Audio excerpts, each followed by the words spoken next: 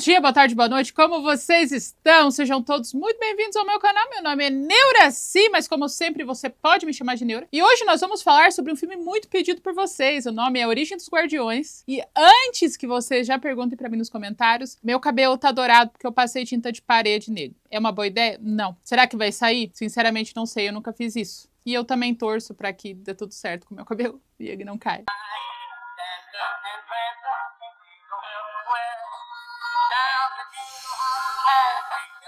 Esse é um daqueles filmes que ele é perfeito pra mim, pra esse canal. Porque ele tem um coração muito bom e ele é completamente entregue ao caos. Ele é doido. Esse filme é maluco e muito legal e muito sensacional. Ele é um filme de 2012 que foi um fracasso de bilheteria, não pelo tanto de dinheiro que ele acumulou, mas sim pelo custo de produção que ele teve, porque passou por um monte de gente refazendo o roteiro, passou por reanimação, refizeram o final. A DreamWorks, que fez esse filme, ela teve um prejuízo de 80 milhões de dólares. Ela quase foi à falência por causa desse filme. E em associação com isso, ele foi muito mal vendido, né? Porque a impressão que dava nas campanhas de divulgação e nos trailers é que ele era um filme tipo Klaus, um filme feliz de Natal, onde as pessoas celebram com alegria e no final a gente descobre que o Natal esteve dentro da gente o tempo todo, que é importante valorizar as verdadeiras coisas e blá blá blá e tal. Esse não. Esse filme, ele tá mais pra O Estranho Mundo de Jack do que pra Klaus. Ele é um filme bem mais espírito de porco, ele é um filme bem mais caótico, ele é um filme bem menos infantil, criancinha, assim, adolescente é de boa, mas pra uma criança de 3, 4 anos, existe a possibilidade de ela ficar com bastante medo. E teve um motivo que eu acho mais absurdo, que acontece muito mais vezes do que a gente gostaria, e é por isso que eu gosto tanto de falar esses dados sobre bastidores e tal, porque às vezes o filme não faz sucesso pelas razões mais absurdas, tipo esse. Fizeram um bom trabalho na divulgação? Não. A distribuidora, que era a Paramount, ela não fez um bom trabalho. Porém, ela não iria fazer um bom trabalho mesmo que ela soubesse como divulgar. Por quê? Porque um dos produtores da DreamWorks, que estava cuidando desse filme, tinha uma rinha com um dos produtores da Paramount, que estava o quê? Distribuindo esse filme. Então, ele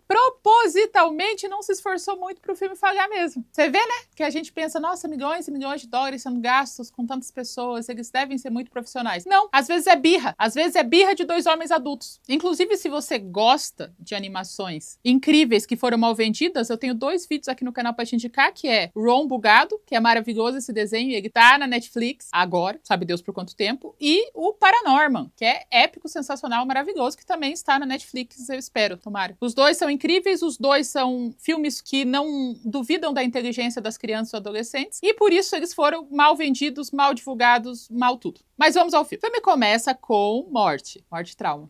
Sabe quem produziu esse filme? Guilherme Del Toro. Sério. Ele foi chamado para fazer algumas correções de roteiro, dele acabou dando mais algumas ideias de fechamento de filme e no final ele até entrou como produtor do filme. Segundo ele, foi uma das maiores decepções que ele teve na história cinematográfica dele, foi a maneira como ele divulgaram esse filme, que ele tem muito orgulho de ter produzido e roteirizado parte desse filme também. E ele ter começado com morte, é bem coisa do Del Toro, né? Inclusive esse filme todo, ele vai ter umas coisas que você pensa, será que foi o Del Toro? Será? Vocês podem fazer esse jogo também. Será que essa ação assustadora que um personagem tá fazendo tem a ver com o Del Toro? Eu acho que sim. Mas então, a gente conhece um piazinho que caiu no rio congelado e veio a óbito. Enquanto para o mundo dos mortais ele morreu, para outra coisa completamente diferente ele renasceu. Ele sentiu a vida voltando e tudo que ele via era o brilho da lua. A lua fez ele reviver e deu para ele o nome de Jack Frost. A lua não, o homem que vive na lua. E o filme inteiro vai falar muito sobre esse homem que vive na lua. Que eles não sabem quem é, mas nós brasileiros sabemos quem é São Jorge. Não sei se você sabe, São Jorge está na lua, batalhando eternamente um dragão. Eu deveria ter lido a história melhor, mas ele tá na lua. Reza a lenda que São Jorge decidiu morar na lua para proteger a humanidade de toda a maldade. E eu tenho 100% de certeza que São Jorge, já que ele tá lá para isso, ele faria um Vingadores folclórico para proteger todo mundo, né? Faz sentido, São Jorge. Ele reviveu o Jack Frost, só que São Jorge não é muito bom em comunicação, porque ele reviveu, deu poderes de neve pra ele, deu um cetro e deu um nome. E falou, vai filhão. Ele não deu uma explicação. Tanto que o Jack Frost tá todo traumatizado, vira e mexe e fala, lua, homem que está na lua, por que eu tô aqui? Por que eu tô vivo? Ou morto? O que sou eu? E a lua tá, tipo, se fazendo de minguante. Não fala nada pra ele. Outra coisa triste é que ele percebeu que ele não pode mais ser visto pelos humanos. Outro motivo pra dar uma explicação, não deu. Então agora ele vive a vidinha dele sendo a neve pras crianças. Nesse universo, ele vive a vidinha dele trazendo neve para as crianças se divertirem. E ele também tem um poder de bola de neve, que quando ele joga uma bola de neve dele, ela funciona muito parecido com outro pó branco, que eles usam muito em balada para poder ficar a noite toda festando. Rave, assim, bastante. Porque a criança recebe uma bola de neve mágica, ela faz assim, pupila de lata, sai correndo, começa a tacar todo mundo. Então, enquanto Jack Frost está alegrando a vida das crianças em dias de neve, Papai Noel está no Polo Norte sendo feliz. Esse Papai Noel não é como os outros Papai Noéis. Esse Papai Noel, ele é fortão, ele tem uma vibe viking, ele tem tatuagens. Eu gosto dele, ele é muito bom.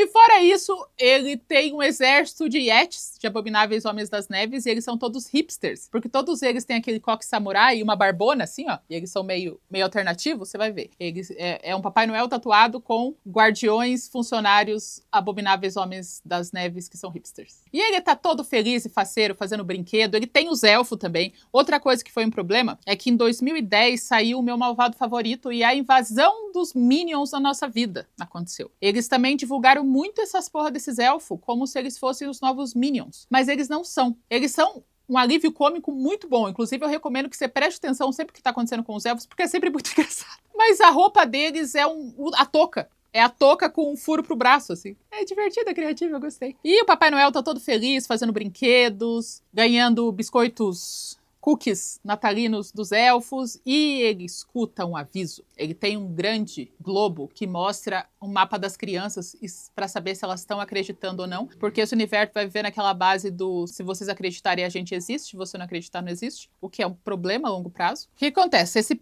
mundo está sendo dominado por uma areia preta assustadora, e ele fala: é o bicho-papão. E daí ele chama os outros guardiões. Como ele chama isso? Via Aurora Boreal. Legal, né? Achei criativo. Quem são os outros guardiões? O Sandman, que sou eu. Deu pra perceber? Eu sou a Sandwoman. Ficou meio místico demais? Pois é, eu segui o espírito, daí brigou, e daí eu fiquei meio sol, mas tem umas estrelas. E é isso! Eu protejo o sono de vocês, já que vocês vivem falando que usam o meu vídeo pra dormir. Então, eu sou a personificação do sono que vocês têm quando me assistem. Vocês me assistem acordados também, tá? Vocês me falam isso também, mas também dormindo. O que é fascinante, já que eu tenho insônia. Eu consigo fazer vocês dormirem, mas eu mesmo não consigo. Eu sou o Jigglypuff do YouTube. Eu começo a falar, todo mundo dorme. Mas tá, tem o Sandman, que ele é um homenzinho todo feito de areia, e ele só se comunica por areia. Tipo, a areinha faz, ele é todo expressivo, eu gosto muito dele, ele é meu personagem preferido desse filme. Depois o Papai Noel. Então o Sandman, ele traz o sono pras crianças com a areia do sono dele. Inclusive a ramela que a gente tem no olho, então, é resto da areia do Sandman. Mas enfim, próximo, por razões que a própria razão desconhece, nós temos a Fada do Dente, que estranhamente ele é um beija-flor multicolorido que tem um rosto. Fada do Dente assustadora pra caralho. Quem teve a ideia dessa Fada do Dente? E se a Fada do Dente fosse um beija-flor? Massa! Mas e se ela tivesse o rosto humano? Pena, rosto humano. Não vai ser assustador? Não, vai ser ótimo. Ela é bem assustadora, ela é preocupantemente assustadora.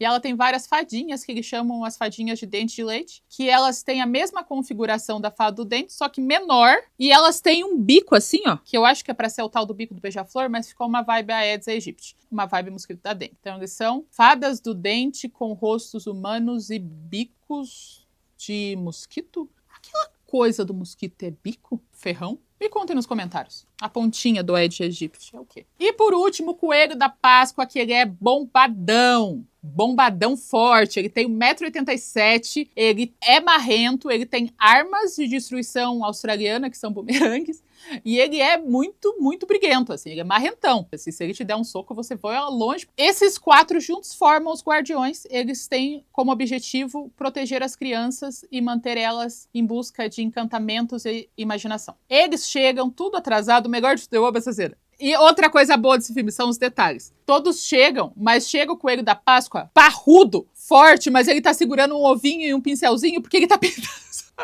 Ele tá todo desesperado, porque faltam 3 dias pra Páscoa. E daí todo mundo começa a brigar com o Papai Noel, porque o Papai Noel falou que ele sentiu um mau pressentimento na barriga dele. E todo mundo fala, você não pode chamar a gente aqui só por causa de pressentimento? Faltam 3 dias pra Páscoa, e tá todo mundo discutindo, e o Sandman vê um negócio. São Jorge está falando com eles, a Luz está brigando, e ninguém escuta ele, daí ele pega um elfo que tem aquele sininho na ponta e faz assim...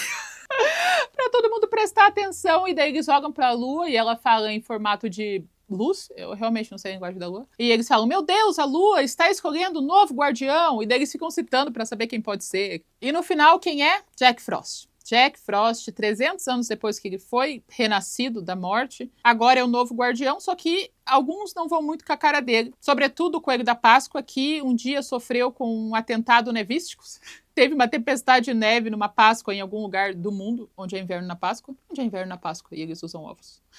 Eu tenho tantas perguntas históricas qual eu devia ter pesquisado antes de fazer esse vídeo, mas não, eu fiquei muito tempo pintando de dourado, então vocês vão me falando nas coisas nos comentários. Mas então, o coelho odeia, mas a fada do dente e as fadinhas tratam o Jack Frost como se ele fosse cantor de boy band. Elas gritam, elas desmaiam por ele, elas têm, sabe, fazer... E realmente ele é bonitinho. E é engraçado que esse filme, ele pode não ter feito o sucesso que eles esperavam, mas o fandom do Jack Frost é um negócio absurdo. O que tem de fanart, fanfic, história estranha, que o Jack Frost é um interesse romântico, não tá escrito. Sobretudo shippando o Jack Frost com a Elsa, o que é uma inverdade, porque todos nós sabemos que a Elsa beija meninas. Ela gosta de mulheres, e tá tudo bem, e a gente ama ela do jeito que ela é, rainha do gelo, amadora de mulheres. E a Disney comprova isso da maneira mais Disney possível, por quê? Porque na sequência de Frozen, ela ganhou o quê?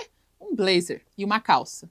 E uma amiga, que ela vai meio que morar a floresta com ela. É o máximo de comprometimento. É isso, ou o terceiro figurante na multidão tá de mãos dadas com outra pessoa do mesmo sexo. A Disney é bem sutil nas LGBTQIA+, isses dela. Assim, deveria ser menos. 2025 deveria ser bem menos sutil. Mas sim, alegaram que a Elsa gostava de meninas, e daí esse foi meio que o comprometimento que a Disney fez. Falou, olha, a gente vai dar um blazer e uma amiga. Quem quiser entender, entendeu. É tipo aqueles relatos antigos de mulheres solteironas, mal amadas. Tudo que ela tinha era uma melhor amiga que morou com ela a vida toda para as duas serem sozinhas juntas, sabe? Sozinhas juntas. Elas já passaram da idade de casar, por isso elas decidiram morar sozinhas e juntas, para não atrapalhar a família delas, como amigas. Então, é isso. Elsa beija meninas, ela tem um blazer. Quantas princesas você conhece que tem blazer e uma calça? Uma botinha. Nos jogos da Disney, ela tá basicamente vestida de arco-íris. Então, Jack Frost, ele é muito feliz jogando bolas de neve de cocaína nas crianças, fazendo elas serem felizes na neve. Só que ele fica mal, né? Porque as crianças não acreditam no Jack Frost. A mãe de uma das crianças fala que é só um jeito de falar. Quando o teu nariz fica gelado, foi um beijo de Jack Frost. Ele fica, porra, não é só um jeito de falar. Eu sou um ser místico que foi revivido pela lua e tal. Ele fica meio mal com isso, mas ele segue feliz, brincando com as crianças, até que o coelho da Páscoa gigante aparece e joga ele num saco. Junto com 2 Yetis. Ele sai do saco, ele já tá na casa do Papai Noel, onde ele vai ser condecorado como guardião, que é uma cena ótima. Eu amo as piadas desse filme, porque ele fala, parabéns, você é um guardião.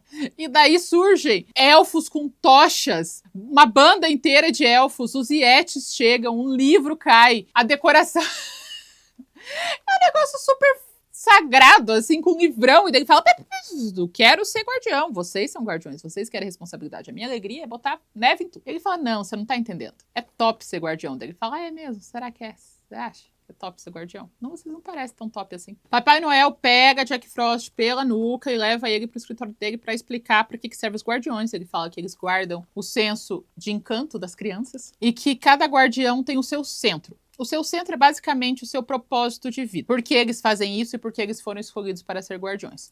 E daí ele mostra uma matriosca, assim, onde tem as várias camadas do Papai Noel, que primeiro ele é tipo feliz, daí ele é bravo, e daí ele é envergonhado, e no final tem ele bebezinho. Porque a coisa mais importante dele, o centro dele, é o senso de encantamento que ele tem pelas coisas. Como ele consegue encontrar o maravilhoso em todos os lugares. E é isso que ele quer passar para as crianças, sendo um dos guardiões. O que é bem bonitinho, é fofo, né? E ele fala que assim que ele encontrar esse centro, ele vai conseguir entender o propósito de vida dele. Jack Frost fala, eu não sei nem quem sou, porque ele perdeu a memória. Quando ele acordou, depois que a lua deu um tapa de vida nele, ele não lembra do que aconteceu. Ele fala, eu não sei nem quem eu sou, você quer que eu ache meu centro? Eu não sei nem meu fora. E daí ele fala, não, você vai descobrir. Há um parênteses não tão aleatório. Papai Noel, linguagem original, é exatamente igual ao Guardião Vermelho da Marvel. Eles têm o mesmo tom de voz. O David Harbour copiou do Alec Baldwin sendo Papai Noel. É sério, é a mesma entonação. É a mesma cadência, é o mesmo tom de piadas. Parece que é a mesma pessoa. Eu vou colocar aqui um clipe pra vocês compararem. If Man and Moon chose you to be a guardian, I'm Alexei Shostakov, the Red Guardian. Que realmente parece a mesma pessoa fazendo um papel de um desenho animado e de um super-herói decadente russo. Papai Noel tá super lá tentando catequizar o Jack Frost pra seita dos Guardiões. E daí acontece uma emergência no mundo das fadas do dente. Todos sobem no grande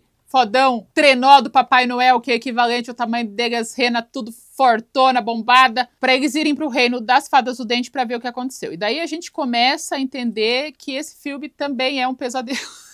Eu amo muito esse filme, mas porra, que ideiazinha, hein? Eles estão indo pro mundo das fadas, passam vários cavalos que são a representação do pesadelo, que sentem cheiro de medo e estão carregando as outras fadinhas do dente na barriga. Chegando lá, a fada do dente tá meio desgraçada, meio desesperada, porque eles levaram todas as fadinhas e a gente descobre a origem dela. Que ela pega todos os dentinhos e troca por uma moeda, porque as memórias da infância estão guardadas nos dentes de leite. O trabalho delas é guardar essas memórias de infância num reino encantado no dente. Talvez eles fizeram... Por isso que ela é, tipo, um ser completamente místico diferenciado, porque qualquer pessoa ligeiramente humana falando e nós guardamos todos os dentes, todas as crianças, porque a memória delas tá lá, vai parecer um assassino, vai parecer um serial killer. É uma história bizarra pra caralho, como assim? E ela tem, você vê que ela tem um senso meio de fetiche, assim, ela tem meio que uma fissura, uma hiperfixação por dentes, assim. Quando o Jack Frost chega, ela abre a boca dele e começa a olhar os dentes dele, ele se distrai, ela tá com a mão na boca dele de novo, vendo os dentes dele. Ela tem um negócio assim meio problemático com o dente. Isso deixa a fada do dente mais fraca, porque agora ela não tem dentes e não tem fadinhas. E ela é naquela negócio de acreditar e tal, e se as crianças acordarem e não tiver moeda embaixo do travesseiro, vai dar merda, assim, elas vão perder a crença completamente. Até porque eles não deveriam ter feito um sistema de vida baseado em troca, né? Porque as crianças acabam criando um senso egoísta. Mas, gente, sua vida depende disso. Você vai ensinar essa criança a amar você incondicionalmente. Não amar você se você der um presente, se você der uma moeda, se você deixar ela dormir, se você der um ovo de galinha pintado. Eles tinham que ter pensado num branding a longo prazo. Mas tá, é um sistema de crença baseada em troca de presentes. Ok, aceitamos isso. Eu só consigo pensar nesses pais que aceitam de boa a ideia de que as crianças acordaram com uma moeda embaixo do travesseiro e não foi eles. Oi, amor, tudo bem? Como é que tá o trabalho novo? Tá gostando? Ah, que bom. Me diz uma coisa, foi você que colocou uma moeda embaixo do travesseiro do Jimmy? Não, porque não fui eu. Não foi você? Mas é só nós três. Quem colocou então, meu bem? A gente acabou de se mudar, não tem como. Não fui eu. Tô te falando, não fui eu. Ele tá todo feliz com aquela moeda, não sei de onde é que ele tirou aquela moeda, ele foi que fez lá embaixo do travesseiro. Isso é estranho. Não, eu sei que nenhum ladrão viria pra dar dinheiro pro nosso filho, mas a moeda surgiu do nada e o dente desapareceu. Você não acha isso estranho? A fada do dente tá deprimida, depressiva, o Papai Noel fala, a gente vai te ajudar. Juntos nós conseguimos pegar todos os dentes. E é um momento bem engraçado, é divertido, porque eles meio que competem pra ver quem consegue pegar todos os dentes. E eles pegam vários dentes, várias sacolas de dentes infantis. E a fada do dente pergunta, vocês deixaram a moeda no lugar, né? E daí eles olham pra cara do outro, corta pra eles numa lavanderia, em fila, assim, Papai Noel, Coelho da Páscoa, Jack Frost, Sandman, todos na fila pra pegar troco. Pra deixar o dinheirinho embaixo do travesseiro delas. Tem uma fadinha do dente que sobreviveu, né? Que não foi levada pelos cavalos, que são a representação dos pesadelos e do medo. E ela arranja a briga com um ratinho. E a fada do dente, mãe, ela fala, não, essa é a nossa divisão europeia. Então, provavelmente, a fada do dente é vista como um ratinho na Europa, em alguma parte da Europa. Será que existe uma versão Jack Frost Brasil? BR? João Calorzinho, porque é meio injusto você ter alguém que traga a alegria da neve para as crianças e não ter uma no Brasil. Ele vai trazer o quê? Alegria do sol para jogar futebol. Enfim, João Calorzinho, será que tem? Já que tem uma versão europeia das fadas do dente? Perguntas que não teremos resposta, né? Todos se encontram no quarto de uma única criança. Essa criança, ela acredita pra caralho em tudo, assim. Ela é uma criança realmente muito crente nas coisas místicas. Então, eles começam a discutir no quarto dela e ela vê. Oi, tudo bem? Então, eu queria marcar uma consulta com um psicólogo, pediatra. É que assim, meu filho, ele não tá bem. tem umas coisas estranhas acontecendo e hoje ele acordou todo feliz, me falou que apareceu na frente dele um Papai Noel, só que o Papai Noel era tipo forte, nórdico, um coelho de 1,87 m de altura, um beija-flor gigante que não tem bico, mas tem dente. Não, mas ele tá falando o que ele viu, ele tá falando que é real, que falou com ele. Não, meu filho não é... Meu filho é criativo, mas ele tá vendo coisa. Você acha normal isso? É normal? Tudo é normal nessa cidade, né? Pelo... Quase todo mundo. O Jack Frost, ela não vê o que é bullying, né? É maldade. Ele é o único que não é visto pela criança. O melhor de tudo é que ele reconhece todo mundo de cara. Coelho de 1,90 m bombado. Você é o coelho da Páscoa. Beija-flor gigante com cara de mulher. Você, obviamente, é a fada do dente. Claramente você é a fada do dente. Ele vai identificando todo mundo. Daí, Papai Noel fala pro Sandman derrubar a criança. E ele vai pra bater na criança. Ele estica os braços pra ir de soco. Eu amo esse filme. Pra ir de soco na criança, daí ele fala, não, pra ela dormir, daí ele pega, tá, vou jogar areia. Só que aparece um cachorro, no final ele joga areia em todo mundo começa a dormir, menos o Jack Frost e o Sandman, que vem o bicho-papão chegando pra apavorar a cabeça de todo mundo, e eles vão atrás do bicho-papão. Quem aparece? Uma criança. Essa menininha é a irmã dele. Essa menininha, ela merecia estar aonde? No Barbieverso. Por quê? Porque ela tem assassinato no olhar. Aquela criança vai cometer atrocidades. Ela é uma criancinha assustadora. Na verdade, esse filme ele tem todo um BO com personagens femininos. Por quê? Porque eles fizeram até o coelho da Páscoa ser um gostoso. Ele é fortão, ele é conquistador, ele é dominante. Papai Noel Daddy, todo tatuado, não tem barriga, só força de braço. Jack Frost, ídolo das adolescentes, ícone das fanfics. Fada do Dente, parece que ela foi criada em Chernobyl. Irmã do Piazinho que acredita, sociopatinha. Sociopata. Não tem outra palavra que defina no Cerelo. E tem a Cupcake, que é uma menina que faz bullying com todo mundo. E ela é maior que todo mundo. E ela arranja brigas. Esse filme ele tem uma rinha com personagens femininos. Então, o bicho-papão chega, apavora os dois. O que acontece? Ele meio que desaparece com o Sandman. Ele vira pó, mas um pó que não volta a ser Sandman, ele só vira pó. Todos os guardiões ficam bem tristes, eles fazem meio que um velóriozinho que é super fúnebre. Até o momento que você vê os elfos. Os elfos, eles têm um sininho na cabeça, né? Então tá todo mundo, tipo, olhando pra baixo, triste. Menos os elfos, que estão assim, ó. Pra já colgar o sino e tocar o fundo triste. Esse filme não perdoa ninguém. Beleza, Sandman foi... Sabe Deus pra onde o Sandman foi? Pro céu dos Sandmans? Pro deserto? Eu não sei pra onde ele foi. Mas ele não está mais junto com os outros guardiões. As crianças estão cada vez acreditando menos. Eu acho que porque algumas perderam o dente e não ganharam dinheiro. Outras porque o Papai Noel colocou uma árvore no lugar do dinheiro. E a fadinha tá ficando cada vez mais fraca, a fadinha do dente. Tá todo mundo meio triste. Mas o coelhão da Páscoa está esperançoso porque a Páscoa tá chegando. Faltam 3 dias pra Páscoa. Ele fala, vamos lá pro meu mundo. E lá vocês me ajudam. E a gente distribui os ovos e dá. E as crianças voltam a acreditar. E eu acho que eles decidiram fazer os mundos dos personagens folclóricos baseados em Círculos do Inferno do Dante Alighieri. Porque puta que pariu o universo do Coelho da Páscoa. Primeiro que eles chegam lá, a criança se teletransportou pra lá, a criança sociopata. Eles escutam um barulho e todo mundo pega a sua arma. Eu amo... Imagina o Papai Noel tá com 2 espadas assim...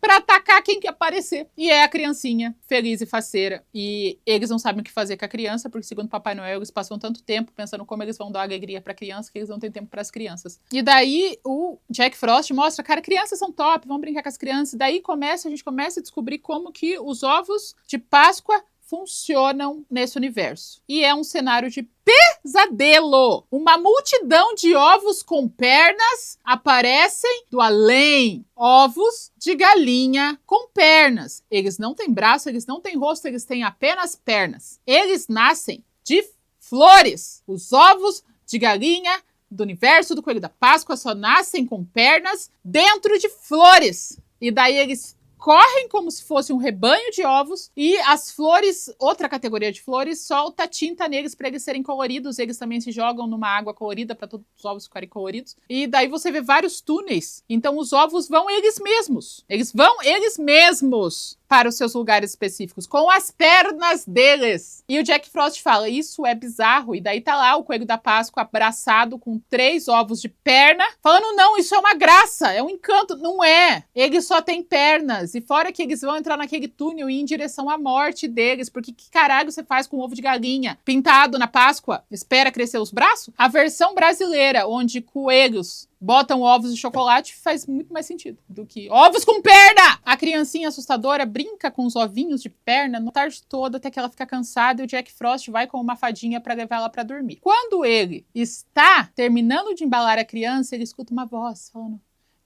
Jack! E ele vai correndo atrás dessa voz e essa voz vem de um poço. E dentro desse poço estão todas as fadinhas. E quem está chamando por ele são as memórias que estão no dente de leite dele. Isso tem coisa do Del Toro, né? Mas é uma cilada. É uma cilada do bicho-papão que quer converter ele às trevas. Porque trevas combinam muito bem com frio e ele não tá errado. Realmente combina. E ele dá um apavoro no Jack Frost falando que conhece os maiores medos dele, porque o maior medo dele é não ser acreditado, de nem os guardiões acreditarem nele, o medo dele é ser esquecido e continuar invisível pra sempre, que deixa ele meio cabreirão, porque realmente esse é o maior medo dele, já que bicho-papão é especialista em medo, ele manja dos paranauê do medo. Enquanto ele tá apavorando a cabeça do Jack Frost, os cavalos pesadelo que cheiram medo chegam antes dos ovos com pernas serem entregues na Páscoa. Meu Deus. Fazendo as crianças desacreditarem no coelho da Páscoa. Então ele chega todo feliz pra entregar os ovos e as crianças falam: cara, a Páscoa não existe. Foda. Num evento criado para encontrar esses ovos que não são os pais que fazem. Que bom que você veio aqui. Não, nossa, eu tô super feliz. Meu filho tá super fazendo amizade, sim. Não, os vizinhos são ótimos, você é ótimo. Você sempre vem aqui, né? Me ajuda e tal. Deixa eu te perguntar uma coisa. Por acaso já apareceu uma moeda embaixo do travesseiro do teu filho? Porque no meu apareceu estranho. Talvez seu filho... Normal aqui? Como assim é normal? As crianças ganham moeda, mas vocês trocam a moeda e colocam lá embaixo, não? A cidade inteira recebe moeda? Ninguém nunca achou estranho? É o coelho. Eles só fazem um evento pro coelho trazer os ovos de galinha que tem pernas. Natal também? Tá, essa cidade, ela recebe vários presentes de ninguém? Vocês, pais, não compram nada. Vocês acordam, tem presente na árvore, tem ovo de Páscoa, mas vocês fazem a festa pra encontrar os ovos, mas não só vocês colocam os ovos. Eles surgem. O coelho da Páscoa fica puto com ele, porque ele tá segurando os dentinhos dele, né, na mão. Fala: nossa, você trocou a gente pra saber o seu passado, que foda. Cadê a única fadinha minúscula que sobrou? Fala: eita, sumiu. O que deixa todo mundo brigado, todo mundo fica profundamente bravo com ele, vai pra um lado, ele vai pra onde? Pra algum lugar na neve. Até porque o frio nunca incomodou ele, né? E daí ele chega lá pra ele ficar triste na neve, quem aparece? Bicho-papão de novo. Aparece falando: venha ser o frio pra minha escuridão, vamos? E daí ele fala: não, você é um mentiroso? E daí ele fala: então eu vou catar de pau a tua fadinha. E daí ele pega a fadinha tá segurando assim na mão dele.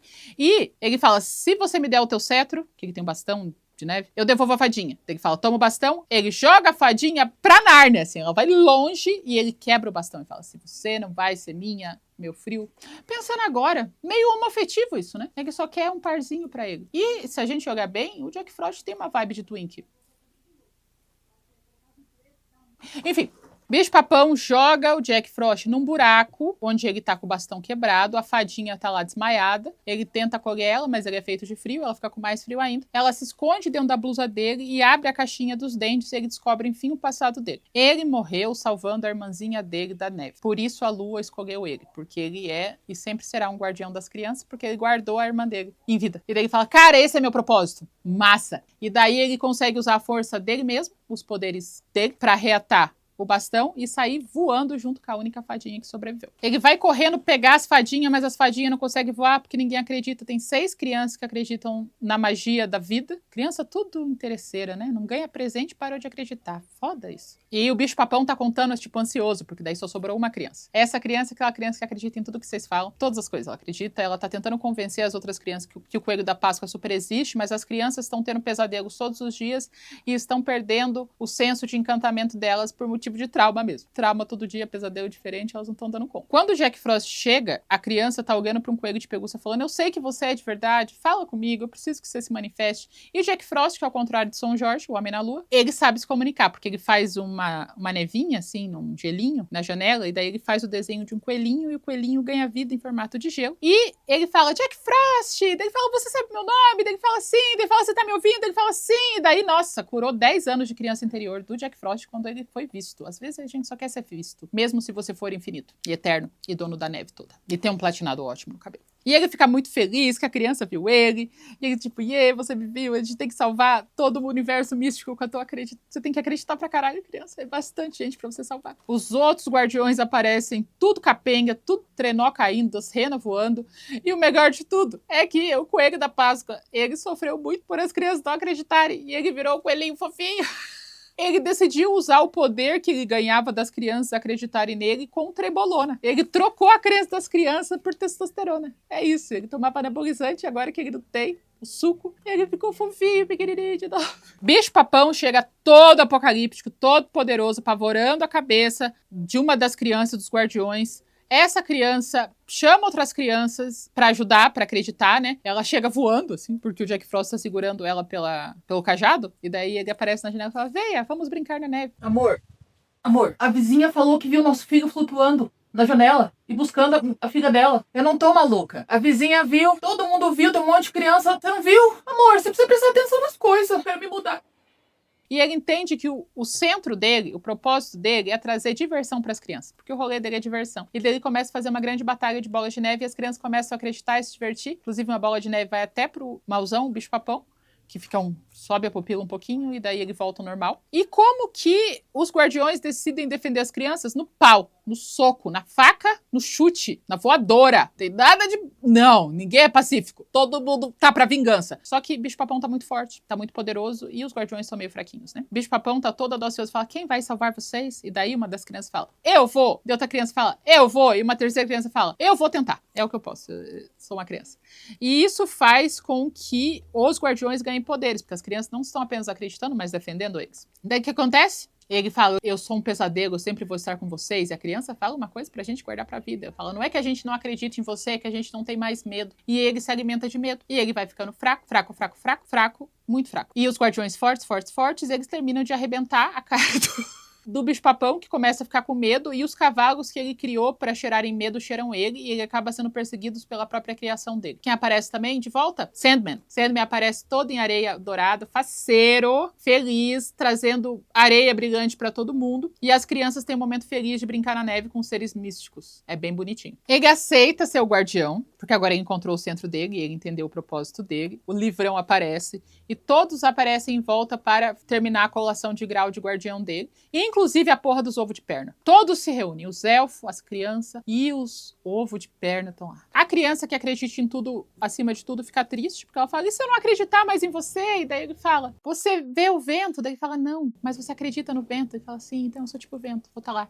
Quando você acreditar, eu tô vivo literalmente, porque isso é um péssimo sistema de manter a eternidade. E daí todos sobem no trenó e voam em direção ao norte de novo, não sei, cada um vai pro seu lado.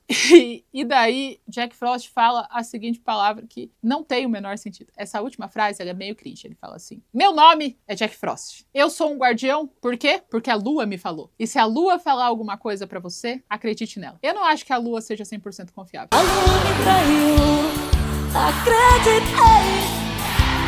E é isso, gente. Encerramos o nosso Natal do Neuroverso. Parece que passou tão rápido e ao mesmo tempo tão longo. Eu vivi semanas inteiras em dias e ao mesmo tempo já é Natal. E eu tô tipo, nossa, mas a minha abertura feliz, nunca mais vou usar abertura feliz. E foi muito divertido, gente. Eu realmente estou cada vez mais sendo coagida a gostar do Natal. Eu tô olhando decorações de Natal sem vontade de botar fogo em nada. Eu até chorei no filme natalino. Que ano que vem eu sou o próprio espírito do Natal. Mas é isso, gente. Vocês gostaram do Natal do Neuroverso? Ano que vem tem mais. Mas os vídeos não acabaram, tá? Por quê? Porque eu não tenho senso de autopreservação e não vou estar tirando férias. Gostaram desse vídeo? Gostaram da minha roupa? Que bom, porque eu tô com muito calor. As partes do meu corpo que não estão suadas, elas estão pinicando por causa do glitter. Se você curtiu esse vídeo, curta esse vídeo. Se você curtiu muito esse vídeo, me mostre pra alguém. Se você não é inscrito no meu canal, se inscreva no meu canal.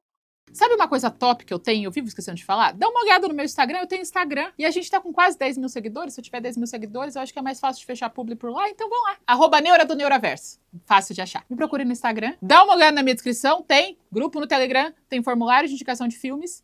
E a nossa lojinha! Nossa lojinha que tem coisas novas, camiseta do Homem Kenga chegou. Dá uma olhada lá. E a gente se vê na próxima semana ou a qualquer momento.